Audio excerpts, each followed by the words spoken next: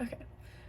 This first equation shows the acetic acid and acetate equilibrium, and this is just it written out. So it's a CH3COOH aqueous goes to CH3COO minus aqueous plus H plus aqueous.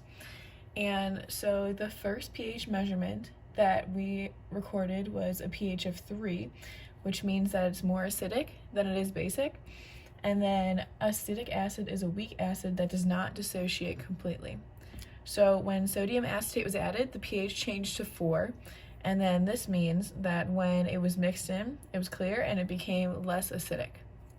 So it was observed that acetic acid was orange, and the acetic acid with sodium acetate solution was yellow, and this means that it became less acidic, and therefore the reaction would shift to the right towards more of the products. The specific stress that was added was the solid sodium acetate, because that's what was added to the solution, and this was found using Le Chatelier's principle. So next is the iron/iron thiocyanate equilibrium, and then this is the equation that was used. And so it's Fe3 plus aqueous plus SCN minus aqueous reacts to get FeSCN 2 plus aqueous. So when we first did it, the Fe3 plus was clear colorless, and the SCN minus was also clear and colorless, and then the FeSCN 2 plus was a dark orange, a very deep color. So when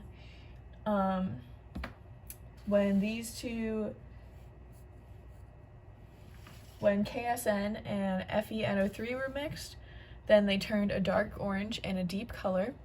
And then when heat was added, it turned a lighter orange color. And so when the heat was added, we could tell that this was an exothermic reaction, because the heat is in the reactants and it causes the reaction to shift to the left, causing a lighter orange color. And then when the reactants were added, so when FeNO3 was added, it was a darker orange than referenced, and then the reference color. And when KSN was added, it was almost a black orange. And so when these were added, then you could tell that it would shift, the equilibrium would shift to the right, because it reacts more, and it would react, the colors shown were more from the products, so it would react to its FeSCN. And then when the precipitate that was formed was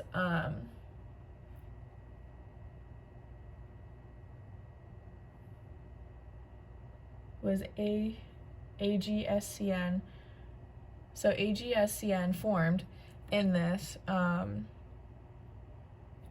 when the stressed silver nitrate was added, and due to Le Chatelier's principle, the reaction shifts towards the left, because when this was added, because the concentration of SCN decreases, and then it shifts more towards the reactant, so to the left.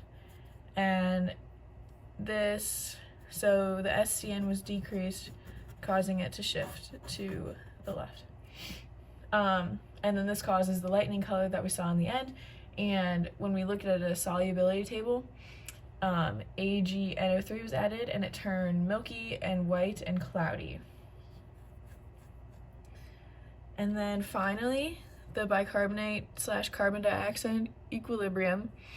So this was the formula HCO3 minus aqueous goes to CO2 gas plus OH minus, and this was the one where the aspirator was used.